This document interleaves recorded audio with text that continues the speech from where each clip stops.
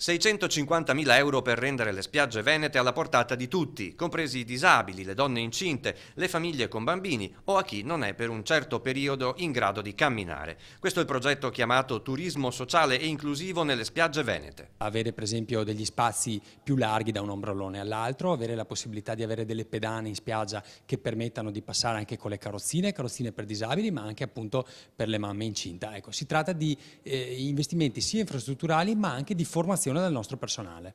L'idea è quella di realizzare il più lungo litorale inclusivo d'Italia, da Bibione fino alle spiagge del Polesine, località che nel 2016 hanno registrato circa 25 milioni di presenze turistiche. Diciamo che in questi anni nelle nostre coste molto è stato fatto dai comuni, dalle aziende, dai consorzi per rendere le spiagge accessibili alle persone diversamente abili.